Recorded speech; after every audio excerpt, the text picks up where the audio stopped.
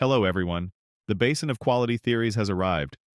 I've watched The Lion King 100 times already, but this question has enslaved my unformed mind. I'm sure it's keeping you awake as well. Rafiki is the most mysterious character in all the Lion King movies. People know absolutely nothing about this baboon. I really researched this and I discovered that Rafiki is more like Mandrill. That's the baboon right there, and that's the mandrill. And in early drafts, Rafiki was supposed to be a cheetah in the first place. But that's not the issue here. The problem here is that digging deeper, I discovered that Rafiki is not mandrill. The mandrill has a short tail, which you can even call a tail. They mostly walk on 4 legs, whereas Rafiki, besides having a relatively long tail, walks on 2 legs. So what is he if he's neither a mandrill nor a baboon? My light bulb went off, and I gave birth to a not-too-wizened but interesting theory that will try to shed some light on this question. However, it's a bamboo smoker-level theory. And since we are talking about nature, the level theory is more of a banana smoker. Let's start with the idea that Rafiki is immortal. But it's not that simple. Let's delve deeper into the story. Another thing we know about Rafiki is that he's ancient. And just so we don't get it wrong, let's assume he's a mandrill. At least he more closely resembles one visually.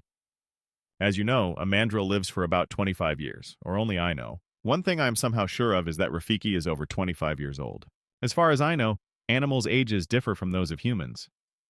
A real 25-year-old mandrill probably has the same appearance as an adult Rafiki. Although one could argue about age, that's what will happen in the comments. But my confidence in Rafiki's age stems from a story you know very well. If you look closely, Rafiki has lived in the kingdom's lands since the reign of Ahadi, Mufasa's father. According to the book The Story of Two Brothers, Rafiki, who is here called Baboon for some reason, was Ahadi's advisor.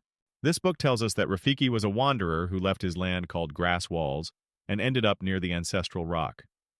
So when he sat down to rest, he was attacked by 3 hyenas, from which he was saved by Ahadi and his 2 sons, Mufasa and Taka, that's Scar. Considering this scene, it seems more likely the hyenas would have needed rescuing from Rafiki. Finally, after the rescue, Rafiki says he is searching for knowledge. Ahadi suggests that he seeks this knowledge by living in pride. After that, everyone falls asleep, and on this night, Rafiki saves the life of Mufasa, who almost dies due to an attack by Scar's favorite cobra. What is significant about this moment is that Rafiki wins the trust of King Ahadi, who later entrusted him with the post of royal advisor. From that moment, a new era began for the lands of Pride. So, we understand that Rafiki lived during the reigns of Kings Ahadi, Mufasa, and Simba. But for all that, his appearance does not change at all. He has lived longer than any animal in the lands of the kingdom. And plus, we don't know how long he lived before he met Ahadi. So basically, the most important thing we need to know about Rafik is that we know little about him. We know nothing about Rafik's background, where he was born, or where he lived. No, where he lived is known, grass walls in the ground, but that's it. Everyone agrees that he lives quite a lot of time. The strange thing is that being an old man, Rafiki is very flexible and mobile, just like a grandmother from Madagascar. He runs, jumps, screams, and climbs trees. So, my theory is as simple as the corner of a barn. Rafiki is immortal. It seems like a good time to end this video, but Rafiki is a product of the nature of the Lion King universe. What does that mean? It means he was created by nature to keep the peace. Let's talk more about that. Rafiki always appears at the most critical moments.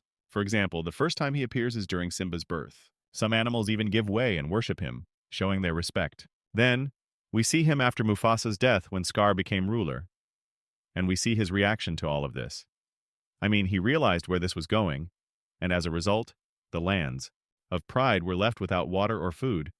But this raises one logical question. Where was Rafiki in these time intervals? For example, where was he after the birth of Simba, or where was he after the death of Mufasa? The answer is simple. You can accept my theory that Rafiki was created by nature to keep the peace.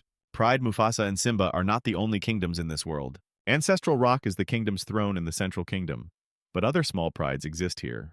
So Rafiki, created by nature to keep peace, helped Mufasa, Simba, Ahadi's pride, and the other lions. I believe that Rafiki, before he arrived at the kingdom's lands, that is Ahadi, waited for the other kingdoms to experience crises and somehow helped them. And when he arrived at the Rock of Pride, his wisdom helped Ahadiah and his subordinates get through a complete drought.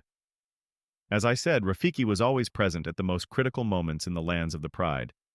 Not only was he present, but he was also responsible for many things. For example, in the first cartoon, he convinces Simba to return home and fight against Scar and the hyenas to bring peace and prosperity back to the kingdom's lands. For example, in the second part of the cartoon, Rafiki is responsible for uniting Kiara and Kovu. It is also known that Rafiki was the one who gave Timon the idea of a life without worries. that is, Hakuna Matata. By the way, Rafiki knew Timon before Simba was born because he socialized with Timon and then went to Pride Rock to introduce Simba to Savannah. According to the animated series, Rafiki is a creature that helps keep peace and prosperity in Pride. And not just Pride, he embodies nature fighting to keep the life cycle perfect. He is immortal because crises can always be in any corner of the earth. Here's a thought for yourself. If Rafiki hadn't saved Mufasa from Cobra's attack if he had died before Simba was born, then Sharam would have become king and immediately brought Pride into a state of poverty. And there would have been no one to fight for the throne. If Rafiki had not convinced Simba to return home, the kingdom's lands would have been doomed to starvation. And if Rafiki hadn't suggested Hakuna Matata's idea, Simba wouldn't have survived in the wilderness. Also, if it wasn't for Rafiki bringing Kiara and Kovu together, which led to an alliance between the people of Pride and the Splinters, there would have been a bloody war that would have once again jeopardized the kingdom's lands. So, we realize that everything Rafiki did was motivated by the goal of avoiding the complete destruction of the kingdom's lands. And that's without mentioning his ability to understand the language of nature and his incredible wisdom. He can read prediction signals in the wind and can still communicate with kings of the past. Rafiki has the unique ability to harmonize with nature and always be in the right place at the right time. To summarize, my theory is that Rafiki is an immortal being created by nature to keep the life cycle in a perfect and renewed state. Unlike other animals, Rafiki is not a specific animal from our reality. He is too old to be a common primate. And suppose you say he's a mix of baboon and mandriva. In that case, he's probably not because crossbreeding between different species of animals reduces the time of life years. And as you realize, Rafiki has been living for a long time, and he's always in the right place at the right time to save the cycle of life. And even if you write in the comments that this is a banana smoker level theory, I won't get upset because there are moments when you don't have to blush. The theory about Rafiki is that moment. I believe that Rafiki is an immortal being brought forth by nature. Leave your comments on how you feel about this theory. You may have thoughts on why Rafiki lives so long, or it's complete nonsense, and he doesn't live as long as it may seem. Either way, write your thoughts in the comments and express them as culturally as possible. Have a good day, everyone, and see you soon.